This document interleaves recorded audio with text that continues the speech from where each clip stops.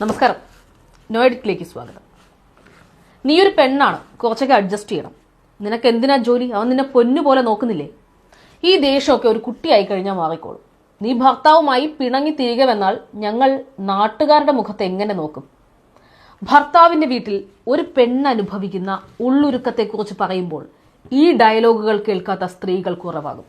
പിന്നീട് അവൾ ഒരു പെട്ടിക്കുള്ളിൽ വെള്ളത്തുണിയിൽ പൊതിഞ്ഞെത്തുമ്പോൾ വീട്ടുകാരുടെ അഭിമാനം സംരക്ഷിച്ച രക്തസാക്ഷി. അത്രയുള്ളൂ. ഇവിടെ കുറ്റക്കാർ ഭർത്താവും അയാളുടെ വീട്ടുകാരും മാത്രമല്ല, സമൂഹവും ആ പെൺകുട്ടിയുടെ വീട്ടുകാരും പോലീസ് സംവിധാനവും എല്ലാം കൂടി ചേർന്നതാണ്. കോഴിക്കോട് പന്തീരങ്കാവിൽ നവവധു നേരിട്ട ക്രൂരമർദ്ദനത്തിന്റെ കഥകൾ പുറത്തു വരുമ്പോൾ ഗാർഹിക പീഡനത്തെക്കുറിച്ച് കേരളം വീണ്ടും ചർച്ച ചെയ്യുകയാണ്. ഒരു പെൺകുട്ടി ആത്മഹത്യ ചെയ്യുമ്പോൾ അല്ലെങ്കിൽ കൊല്ലപ്പെടുമ്പോൾ മാത്രം ചർച്ച ചെയ്യേണ്ട വിഷയമല്ല ഇതെന്നും അതിനുമപ്പുറം അതീവ ഗൗരവ സ്വഭാവമുള്ള സാമൂഹ്യ പ്രശ്നമാണിതെന്നും ഈ സമൂഹം മനസ്സിലാക്കാത്തതല്ല. പന്തീരങ്കാവിൽ ഈ വിഷയമുണ്ടായപ്പോൾ ഈ പെൺകുട്ടിയുടെ പിതാവ് ആദ്യമെത്തിയത് പോലീസ് സംവിധാനത്തിന് മുന്നിലാണ്. എന്നാൽ കുടുംബ വഴക്ക് രമ്യതയിലാക്കാനാണ് ഏമാന്മാർ ശ്രമിച്ചത്.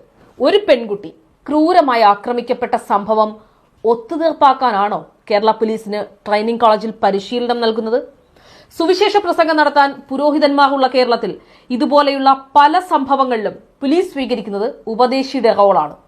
പ്രതിയുടെ തോളിൽ കൈയിട്ട് ചിരിച്ചു കളിച്ച് സംസാരിക്കുന്ന പോലീസ് ഉദ്യോഗസ്ഥരിൽ നിന്നാണോ ഈ നാട്ടിലെ പെൺകുട്ടികൾ നീതി പ്രതീക്ഷിക്കേണ്ടത്?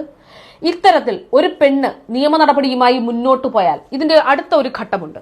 അവളെ മോശക്കാരിയായി ചിത്രീകരിക്കാൻ നടത്തുന്ന ശ്രമങ്ങൾ.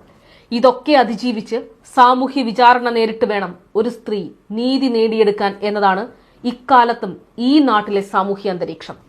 ശാരീരിക പീഡനം, മാനസികമായോ വൈകാരികമായോ ഉള്ള പീഡനം, ഗാർഹിക ലൈംഗിക പീഡനം, സാമ്പത്തിക പീഡനം, ഇന്റലക്ച്വൽ അബ്യൂസ് അഥവാ ബൗദ്ധികമായി പങ്കാളിയെ തടയാൻ ശ്രമിക്കുക, ഇവയെല്ലാം ഗാർഹിക പീഡനത്തിന്റെ പരിധിയിൽ വരുന്നതാണ്. നമ്മുടെ പെൺകുട്ടികളുടെ പ്രശ്നം ഇവയെക്കുറിച്ചുള്ള അജ്ഞതയും സ്വന്തം കുടുംബങ്ങളിൽ നിന്ന് വിവാഹശേഷം പാലിക്കേണ്ട പെരുമാറ്റ രീതികളെക്കുറിച്ച് ലഭിച്ച ക്ലാസിന്റെ ബാക്കിയുമാണ്.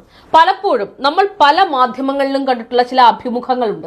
അതിൽ ഭാര്യയെ വിവാഹശേഷം ജോലിക്ക് വിടുമോ എന്ന ചോദ്യം ഉയർന്നു കേൾക്കാറുണ്ട്. ഭാര്യയ്ക്ക് താല്പര്യമുണ്ടെങ്കിൽ ജോലിക്ക് വിടില്ല എന്നത് ഗാർഹിക പീഡനത്തിന്റെ പരിധിയിൽ വരുന്ന ഒന്നാണ്. അത് മാത്രമല്ല, ഒരു സ്ത്രീയുടെ ജോലി, അഭിപ്രായം, നിലപാട്, അവളുടെ ചിന്ത, ഇതെല്ലാം തീരുമാനിക്കേണ്ടത് വിവാഹം കഴിച്ച പങ്കാളിയാണ് എന്ന സോഷ്യൽ കണ്ടീഷനിങ്ങിൽ നിന്നാണ് ഈ ചോദ്യങ്ങൾ ഉണ്ടാകുന്നത്.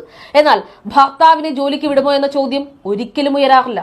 കഴിഞ്ഞൊരു ദിവസം ഒരു റിയാലിറ്റി ഷോയിൽ അമ്മയും മകളും തമ്മിലുള്ള സംവാദത്തിൽ അമ്മ മകളോട് വിവാഹത്തെക്കുറിച്ച് സംസാരിക്കുകയാണ്. മകൾ വിവാഹം കഴിക്കാൻ ആഗ്രഹിക്കുന്നില്ല എന്ന് പറയുമ്പോൾ അമ്മ പറയുന്നത് ആ പെൺകുട്ടിയുടെ വിവാഹമാണ് അവരുടെ സ്വപ്നമെന്നാണ്. അപ്പോൾ ആ പെൺകുട്ടി പറയുന്ന മറുപടിയുണ്ട്, അത് ഗാർഹിക പീഡനത്തെക്കുറിച്ചാണ്.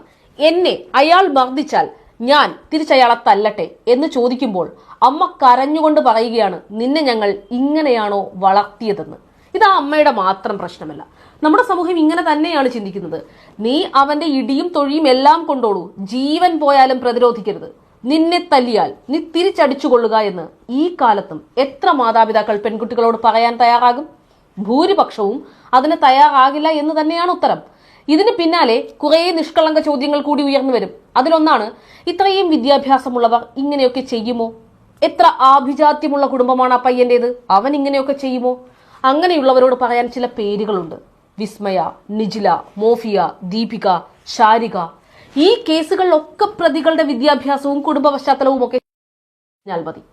പ്രതികളെ നാടുകടത്താൻ ശ്രമിക്കുന്ന നിയമ സംവിധാനവും പെൺകുട്ടികളുടെ ചിറകരിയുന്ന സമൂഹവും ഇവിടെ നിലനിൽക്കുന്നിടത്തോളം കാലം ഗാർഹിക പീഡനത്തെക്കുറിച്ച് നമ്മൾ ചർച്ചകൾ നടത്തിക്കൊണ്ടേയിരിക്കും.